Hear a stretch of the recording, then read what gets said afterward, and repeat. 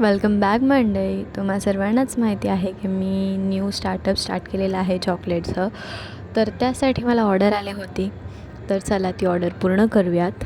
आणि तुम्हालासुद्धा चॉकलेट म्हणजे ऑर्डर करायचे असतील तर तुम्ही ह्या दिलेल्या अकाउंटवर मला DM करू शकता. आणि तिथे डिटेल्ससुद्धा प्रोव्हाइड केलेले आहेत की कोणते कोणते चॉकलेट्स अवेलेबल आहे. आणि जरी तुम्हाला काही डाऊट असेल तर तुम्ही त्या अकाउंटवर DM करून विचारू शकता.